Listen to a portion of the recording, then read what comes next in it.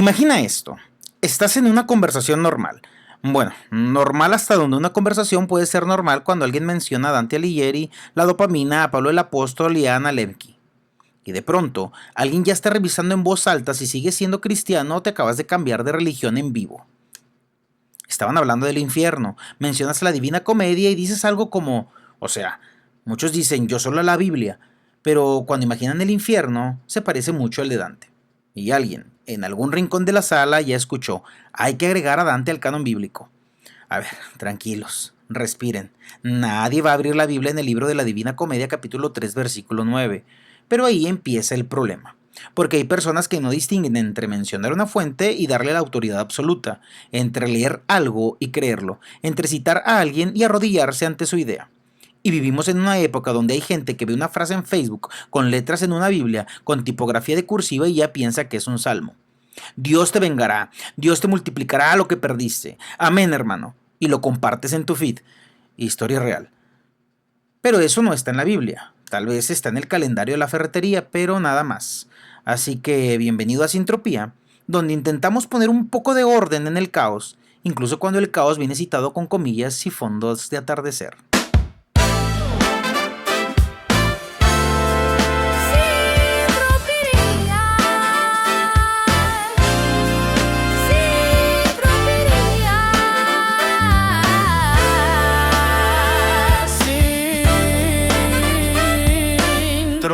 Hey, es Sintropía en la pista, visión futurista. Te invito a escuchar donde el caos se organiza. No es moda ni es la misa, es la voz que te avisa. Ideas precisas, líneas concisas. De lo bíblico a lo lógico, de lo histórico a lo crítico. Sarcasmo irónico, ritmo magnífico.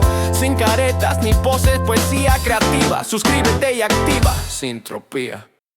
Hoy quiero hablar de algo que parece sencillo, pero no lo es. Y si no eres creyente, te invito a que te quedes porque puede interesarte. No toda cita es doctrina, no todo lo que se estudia se cree, porque una cosa es usar una fuente como ventana y otra muy distinta es usarla como fundamento. Y aquí es donde algunos empiezan a sudar, porque si mencionas filosofía, te dicen que estás metiendo sabiduría humana. Si mencionas psicología, que estás secularizando la fe. Si mencionas literatura, que estás confundiendo a la gente. Y bueno, de la mitología griega mejor ni hablamos porque no falta alguien que te exorcice con una taza de café. Pero no cualquier café, café cristiano. Bueno, eso luego lo entenderás. Pero luego esas mismas personas repiten frases que tampoco son bíblicas, imaginan el infierno con la arquitectura de Dante y celebran tradiciones que no vienen directamente del texto y confunden cultura cristiana con cristianismo bíblico. O sea, a veces creemos que algo es bíblico, pero en realidad solo es una costumbre cristiana que se repitió tanto que ya parece doctrina. Y ahí está la ironía. No les da miedo lo externo, les da miedo lo externo cuando se nota. Lo que viene con toga filosófica asusta. Lo que viene en meme con versículo inventado edifica. Qué conveniente. Mucha gente jamás ha leído la Divina Comedia, pero imagina el infierno con los muebles que Dante ayudó a poner ahí. Niveles, círculos, castigos personalizados, pecadores organizados como si el infierno tuviera departamentos administrativos. Departamento de lujuria, segundo círculo. Fraude, octavo círculo. Traición, favor de pasar abajo con chamarra porque allá no hay fuego, hay hielo. Y ojo, Dante no estaba escribiendo doctrina oficial, estaba escribiendo una especie de poesía teológica medieval.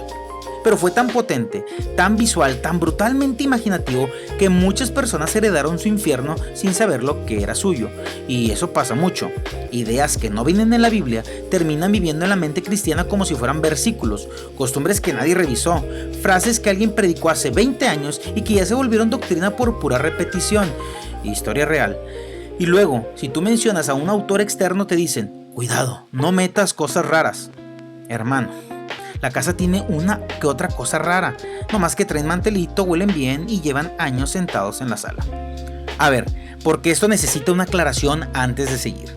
Esto no es una invitación a mezclar todo con todo, no es decir, da igual Pablo que Platón, Jesús que John, Isaías que un reel de autoayuda de 30 segundos, no. De hecho, se trata exactamente de lo contrario, saber qué lugar ocupa cada cosa. La Biblia no es una fuente más para mí, es el fundamento, y la filosofía puede preguntar, la psicología puede observar, la historia contextualizar, la literatura puede imaginar y la ciencia describir, pero ninguna de esas cosas se sienta en el trono. Ayudan, acompañan, ilustran, pero jamás reemplazan. Por ejemplo, Anna Lembke, doctora en psiquiatría, describe en Dopapination que la búsqueda constante de placer puede terminar esclavizándonos. Y como diría aquel guisante tapatío que juega balompié, interesante. Porque Pablo lo dijo hace 2000 años con otras palabras: todas las cosas me son lícitas, mas yo no me dejaré dominar por ninguna. Y que quede claro, Pablo no necesita que la neurociencia lo confirme para tener razón.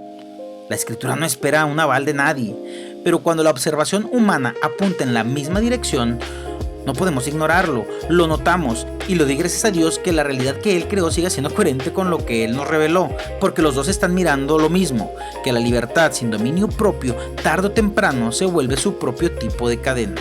Y aquí alguien podría preguntar, ¿pero no es peligroso tomar algo bueno de una frase que no crees? Y bueno, no exactamente. No se trata de rescatar fragmentos de sistemas ajenos y sumarlos a tu fe como si le faltaran piezas. Se trata de que tu fe ya tiene un estándar, y cuando algo externo apunta a lo mismo, no lo adoptas, lo reconoces. Y hay una diferencia entre adoptar y reconocer. Adoptar es cambiar de fundamento. Reconocer es confirmar el que ya tienes. Examina todo, retén lo bueno. No porque lo bueno venga de fuera, sino porque ya sabías distinguirlo. Y bueno, ¿la neurociencia reemplaza la escritura? No, a veces solo la vuelve más conversable. La traduce a un espacio donde quizás alguien que no escucha un sermón sí puede empezar escuchando una pregunta. Y en espacios como estos, eso también importa. Y aquí quiero ser claro sobre algo. Sintropía no es un púlpito. Detrás de un púlpito se predica la palabra de Dios. Eso tiene un peso, una responsabilidad y un llamado específico que yo respeto profundamente. Aquí estamos pensando en voz alta. Examinamos, cuestionamos, conectamos y a veces llegamos a más preguntas que respuestas. Esa es la diferencia. Y esa diferencia entre herramienta y fundamento es la diferencia entre discernimiento y sincretismo. El sincretismo dice, todo tiene la misma autoridad. La Biblia dice esto, Dante dice esto, Buda dice aquello, mi tía que es bien buena gente dijo en Navidad esto, y mezclémoslo todo. Y hagamos una sopa espiritual con 2 cucharadas de herejía. Y no, eso sí es peligroso, pero el discernimiento dice, voy a leer, voy a analizar, voy a comparar, voy a rescatar lo que ayude a entender la condición humana, pero no voy a mover mi fundamento. Eso es otra cosa. Y también hay que decirlo, no todo autor conviene para todo espacio, no toda referencia edifica, no toda combinación es profundidad. A veces uno quiere sonar profundo y termina siendo un licuado de ideas. Bueno, dicho todo esto, yo he decidido creer que la Biblia es verdad y cada día me convenzo más. Ajá, se convence más. O sea que no está del todo convencido. Ahí está, lo confesó, lo escuché. No, convencerse más no es dudar menos, es entender mejor. Es que cada vez que lo examino, aguanta más. Hay una diferencia entre una fe que nunca se ha probado y una fe que se ha probado y sigue de pie. Pero bueno, gracias por escuchar, te prometo que nos iremos acostumbrando. Ahora, esto que acabo de decir, que cada día me convenzo más, lo digo desde un lugar honesto. Llegué a esa convicción pensando, leyendo, cuestionando, no porque alguien me lo repitiera suficientes veces hasta que dejé de preguntar. Y también hay que decirlo, porque aquí no nos andamos de moralistas. Hay gente que lee la Biblia todos los días y vive como si no la hubiera leído, o como si no creyera en ella, lo cual irónicamente también es un problema de leer sin creer, solo que al revés. Pero bueno, aquí no venimos a atacar a nadie, venimos a preguntar, ¿qué estás haciendo con lo que lees? ¿Lo examinas o solo lo acumulas? Porque este problema no es exclusivo del mundillo cristiano. El mundo secular también tiene sus textos sagrados, sus frases de calendario, sus autores intocables. De hecho, también tiene su propio meme de atardecer, solo que en vez de letras cursivas en una Biblia, lleva una cita de Nietzsche con tipografía minimalista y fondo negro. También hay gente que repite a cualquier gurú con micrófono y libro exhibido en Gandhi como si fuera el evangelio, que no se atreve a cuestionar a su podcaster o tiktoker favorito porque bueno, pues él le sabe. Que toma una frase de una charla TED y la convierte en su cosmovisión completa. Y quien dice, la ciencia dice, como si la ciencia fuera una sola voz uniforme y no un proceso lleno de debate, de revisión y de errores corregidos. Y lo mismo aplica. ¿Crees eso porque lo pensaste? ¿O porque alguien te lo repitió suficientes veces con suficiente confianza hasta que dejaste de cuestionarlo? ¿Solo lo repites sin filtro porque lo escuchaste en un podcast llamado Sintropía? Qué pretenciosos con ese nombre. Porque hay una diferencia enorme entre una convicción que examinaste y una opinión que heredaste con suficiente volumen. No te cases con un autor, no heredes una cosmovisión sin revisarla, no confundas repetición con convicción y no llames mis valores a lo que en realidad es el eco de alguien más que sonó convincente en el momento correcto. Pregúntate, ¿por qué lo creo? ¿Lo decidí o lo absorbí? ¿Lo examiné o solo lo reconocí porque ya lo había escuchado antes? Esa pregunta es exactamente el tipo de preguntas que este podcast va a seguir haciendo, para creyentes y para no creyentes, y también para los que están en medio sin saber cómo llamarse.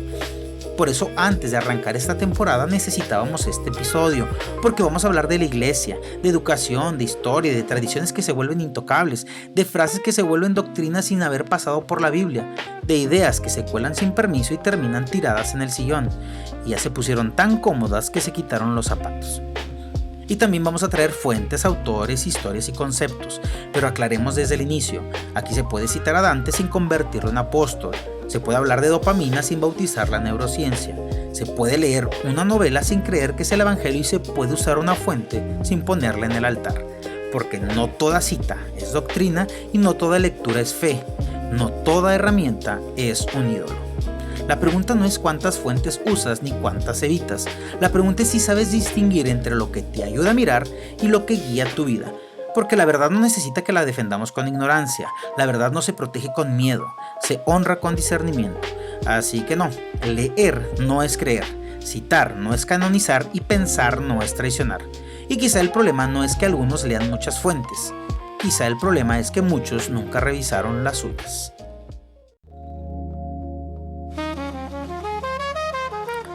Gracias por escuchar, esto fue Sintropía, no sabías que querías saberlo, donde no intentamos mezclarlo todo, intentamos poner cada cosa en su lugar, porque en tiempos donde todo se cita, todo se comparte y todo se cree demasiado rápido, pensar también puede ser una forma de reverencia.